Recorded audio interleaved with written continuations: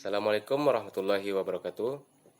Perkenalkan, nama saya Nofriandi, mahasiswa Fakultas Teknik Elektro Universitas Lancang Kuning, Pekanbaru.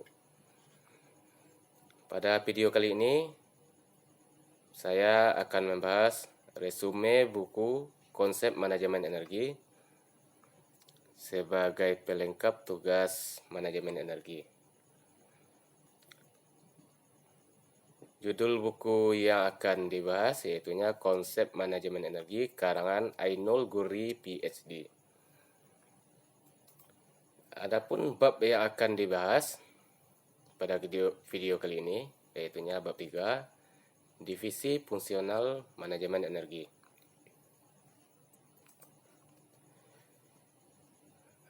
Sedangkan subbab dari bab 3 tersebut diantaranya 1. Divisi Fungsional Manajemen Energi. 2. Manajer energi. 3. Memotivasi staf untuk menghemat energi. Dan yang keempat, menggunakan konsultan manajemen energi. Yang pertama, divisi fungsional manajemen energi. Yang mana divisi ini tidak berada dalam struktural organisasi atau perusahaan, tetapi memiliki fungsi dan area kerja khusus sebagaimana divisi struktural.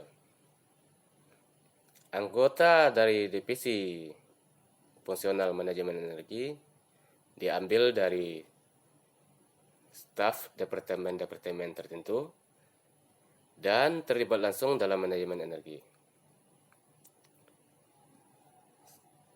Staf-staf tersebut tetap bertanggung jawab kepada manajer struktural, tetapi mendapat tugas tambahan berkaitan dengan manajemen energi dan akan mengkoordinasikannya kepada manajer energi.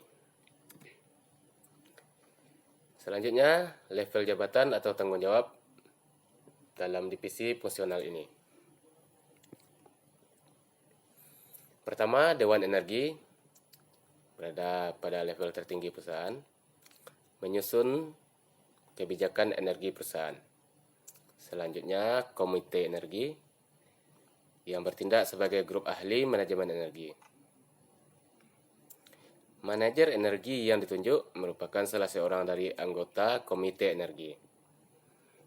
Komite ini bisa saja terdiri dari manajer-manajer departemen yang berkepentingan langsung dengan manajemen energi. Komite ini bertugas menjabarkan kebijakan energi perusahaan menjadi strategi perencanaan, implementasi aktivitas manajemen energi, pemantauan, pelaporan, publikasi hasil yang telah dicapai, yang merupakan tanggung jawab manajemen energi, digodok dan dievaluasi dalam komite ini. Level selanjutnya yaitu koordinator dari masing-masing departemen yang mengkonsumsi energi. Selanjutnya, staf operasional yang langsung berhubungan dengan pengoperasian peralatan, gedung, penerangan, dan sebagainya yang mengkonsumsi energi. Secara skematik, keberadaan divisi fungsional manajemen energi ditunjukkan dalam gambar berikut. Seperti membentuk piramida, yang mana kerucut bagian atas merupakan manajemen puncak, sedangkan piramida bagian bawah atau kaki-kaki dari piramida ini terbagi dari manajemen energi dan sebagian lainnya adalah aktivitas lain.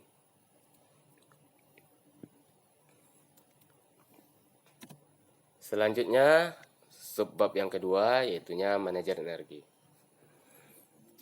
Manajer energi harus memenuhi kriteria mempunyai pengetahuan yang baik tentang operasional sistem energi dan seorang motivator yang baik. Manajemen energi merupakan sebuah fungsi multidisipliner. Hal ini membutuhkan skill dalam hal administrasi, pemahaman teknis, sistem informasi, dan komunikasi. Contoh deskripsi kerja dari manajer energi, yaitunya mengawasi dan mengatur penyusunan dan implementasi kebijakan energi, memperkenalkan sistem informasi manajemen energi, melaporkan informasi tentang konsumsi energi yang tepat kepada staf yang bertanggung jawab dan manajer senior, dan seterusnya. Seorang manajer energi yang baik membutuhkan antusiasme, kemampuan persuasif, kesabaran, keteguhan prinsip dalam hal finansial, serta kemampuan untuk bekerja secara independen. Manajer energi biasanya diambil dari manajemen level menengah atau middle management. Selanjutnya, manajer energi, apakah jabatan sepenuh waktu atau paruh waktu? Besarnya ukuran penggunaan energi dan presentase energi yang bisa dihemat oleh program manajemen energi menentukan apakah manajer energi merupakan jabatan tetap atau full-time position atau tidak. Untuk perusahaan yang mengkonsumsi energi dalam jumlah besar, memerlukan seorang manajer energi full-time. Sedangkan untuk organisasi lain dengan kebutuhan energi yang lebih kecil, dapat menunjuk manajer energi part-time, di mana manajemen energi hanya merupakan salah satu dari tanggung jawabnya, sebagaimana yang kita bahas di awal tadi. Selanjutnya, posisi manajer energi.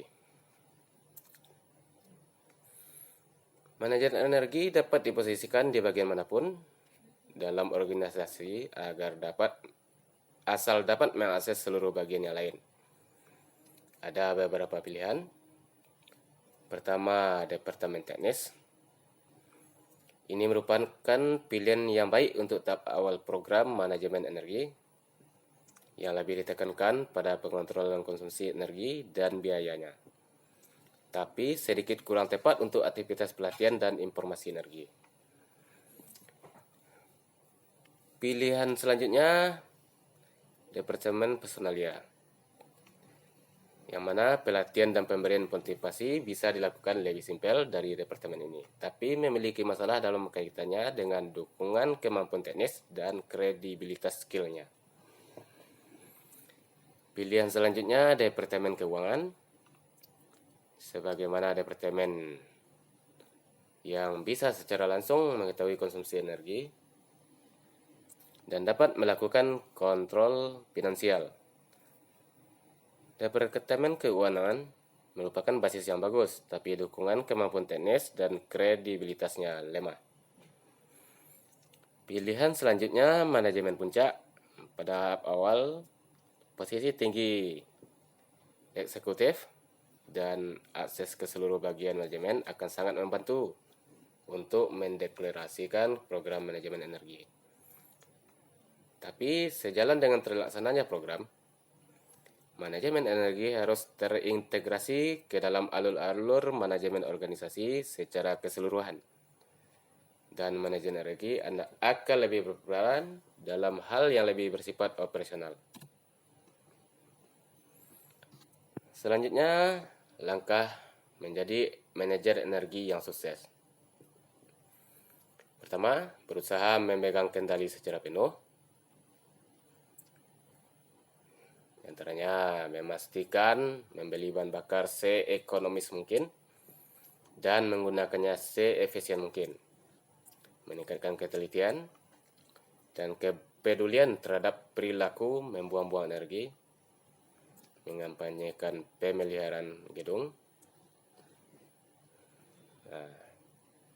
Langkah selanjutnya, membuat target yang terukur, yaitunya membandingkan kinerja saat ini dengan waktu sebelumnya, dan lanjutkan untuk mengumpulkan atau menghitung kredit untuk akumulasi penghematan dari investasi sebelumnya. Langkah selanjutnya atau langkah yang ketiga yaitu membuat laporan yang sederhana, jelas, dan relevan. Langkah keempat, mempublikasikan kesuksesan sebagai hasil kerjasama. Langkah kelima, menunjukkan prestasi keberhasilan dengan nyata.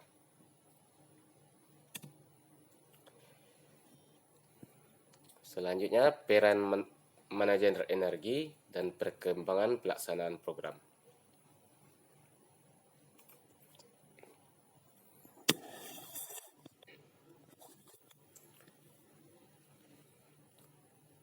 Ada beberapa fase peran manajer energi dalam perkembangan pelaksanaan program, yaitunya fase 1, yaitunya kontrol, fase 2, investasi, fase 3, kontrol berkelanjutan.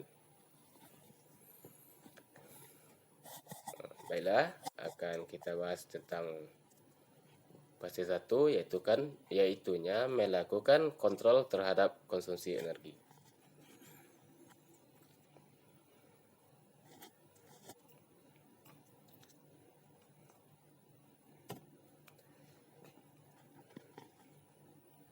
Aktivitas ini tidak membutuhkan biaya.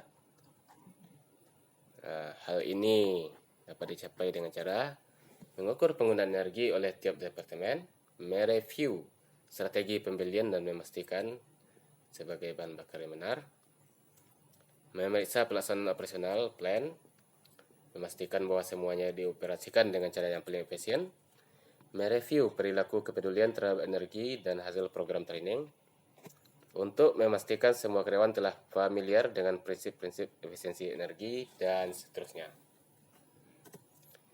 Fase yang kedua, berinvestasi dalam ukuran penghematan energi.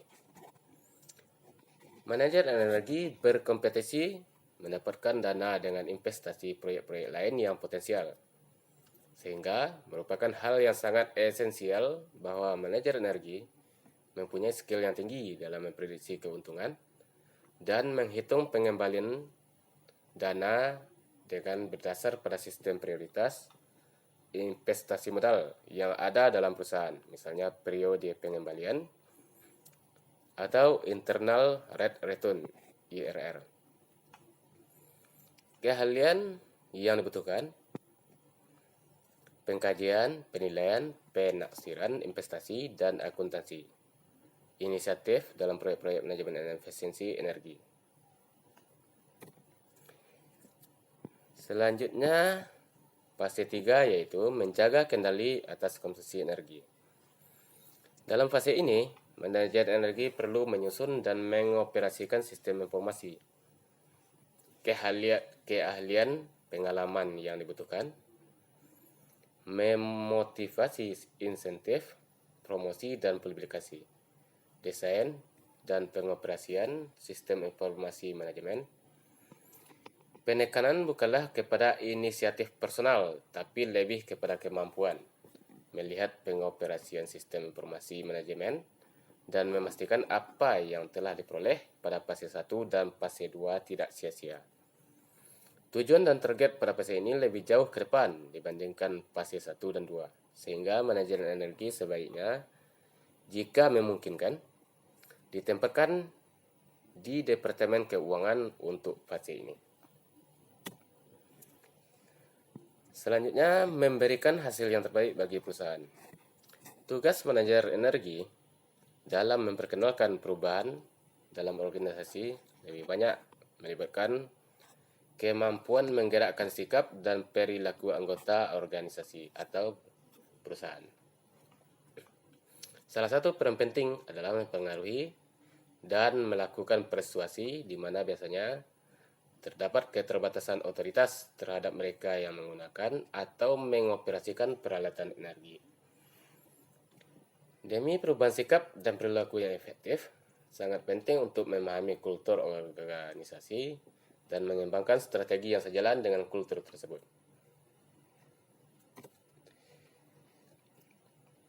Adapun subbab yang ketiga, yaitunya memotivasi staf untuk menghemat energi.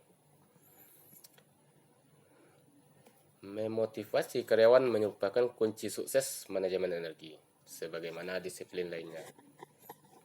Beberapa tugas atau pekerjaan hanya membutuhkan sedikit sekali motivasi, karena manfaat tugas tersebut sudah tampak nyata.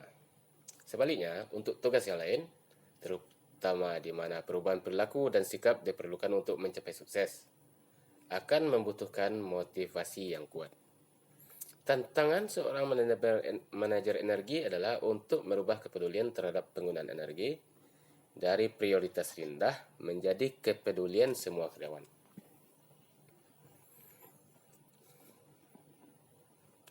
Teknik motivasi untuk manajer energi tidak jauh berbeda dengan disiplin manajemen lainnya.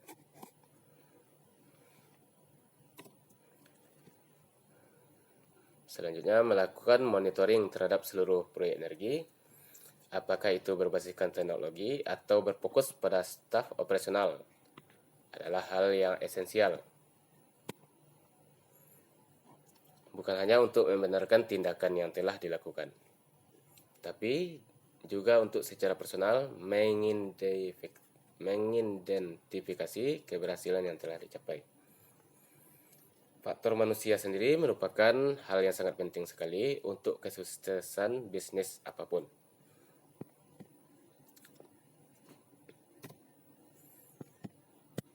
Selanjutnya, pelatihan.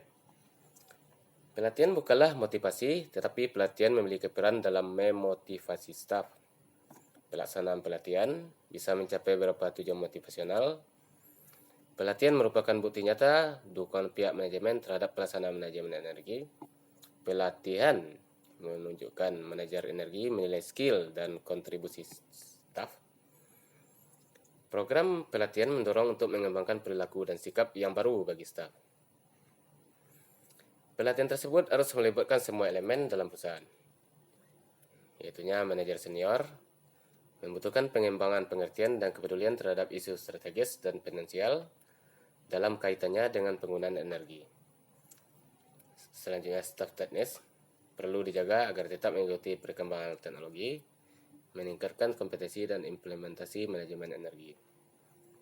Kemudian, staf operasional membutuhkan waktu pelatihan untuk meningkatkan kepedulian terhadap dampak perilaku mereka dalam penggunaan energi.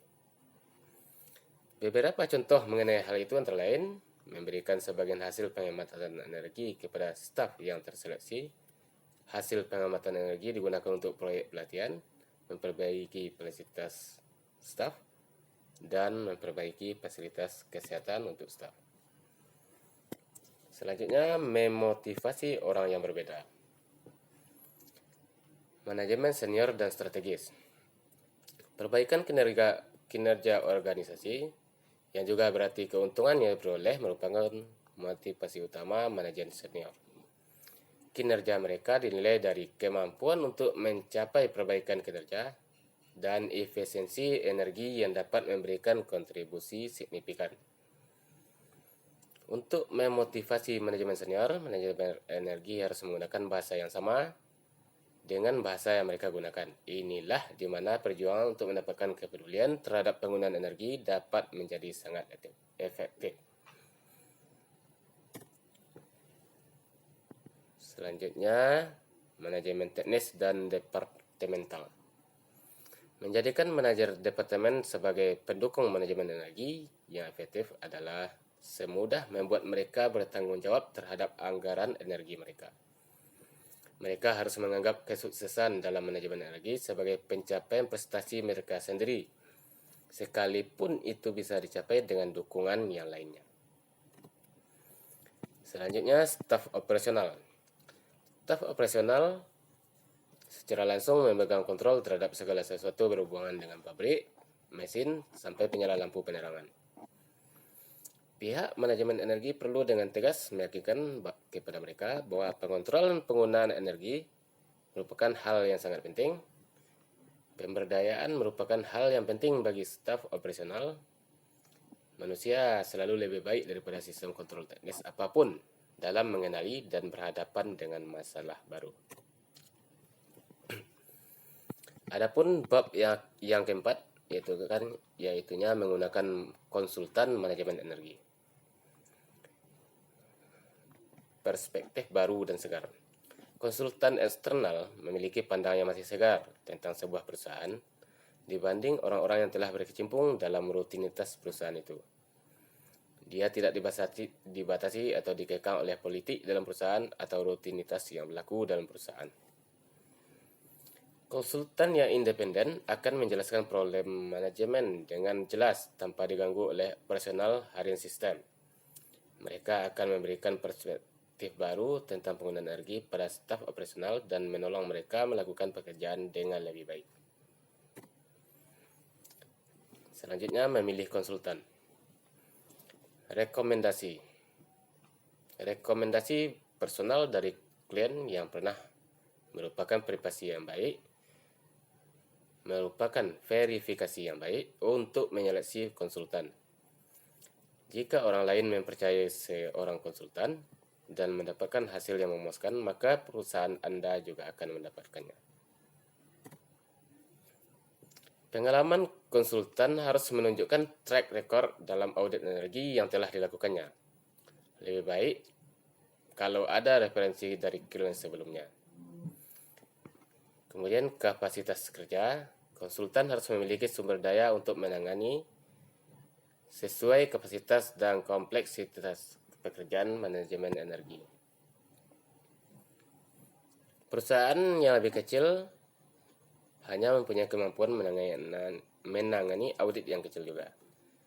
Kemudian skill, konsultan energi harus mampu mengapresiasi faktor desain dan operasional serta program pabrik yang lebih rumit seperti sistem cogeneration and heat pump. Selanjutnya, penentuan biaya konsultan. Umumnya biaya konsultasi audit energi berdasarkan pengajuan proposal. Biaya awal diberikan pada fase awal audit energi, anggaran maksimum bisa saja disusun, dan akan melebihi proposal hanya dengan negosiasi lebih lanjut sesuai perkembangan audit energi tersebut.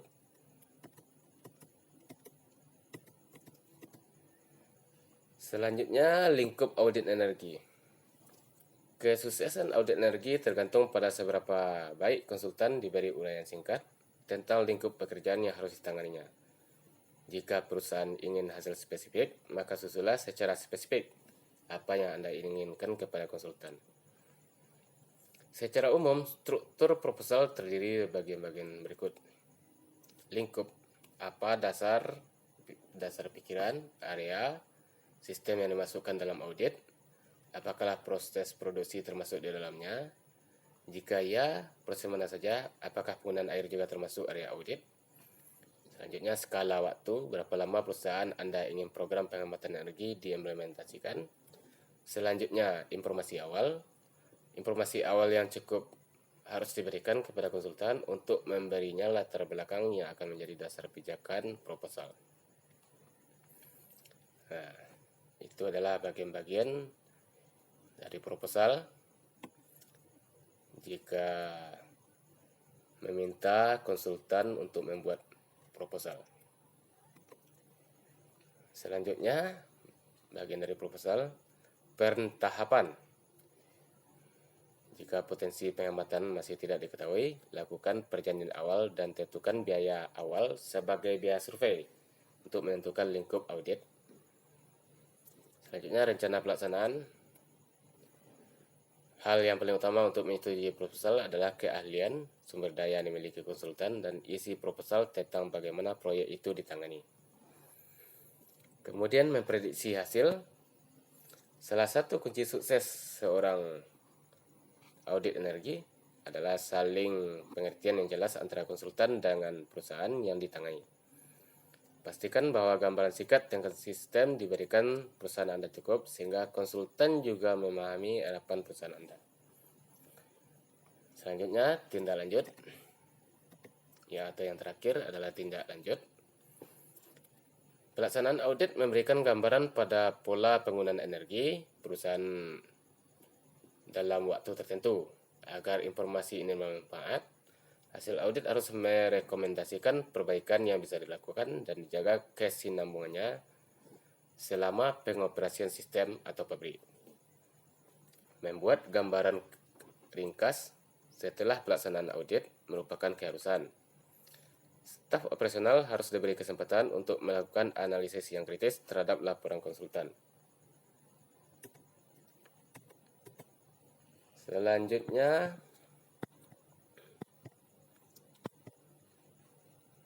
di bawah ini adalah garis besar proses memilih konsultan.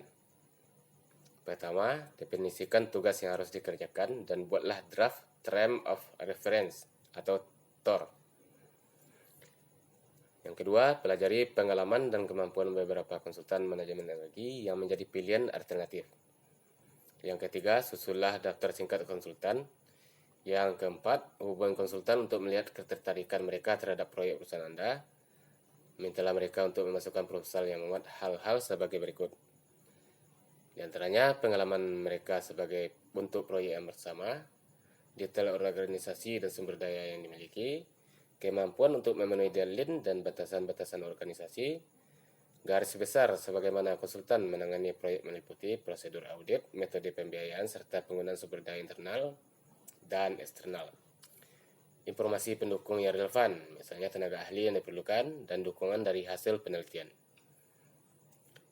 Yang kelima, susun proposal berdasarkan kelebihan dan kekurangan dengan kriteria, kompetensi teknis, pengalaman, kemampuan manajerial, ketersediaan sumber daya, integritas profesional, dan terakhir biaya. Nah, itulah langkah-langkah garis besar dalam memilih seorang konsultan. Baiklah, demikian yang dapat saya sampaikan pada video kali ini. Salah dan janggalnya saya mohon maaf. Wabillahi taufiq wal hidayah. Assalamualaikum warahmatullahi wabarakatuh.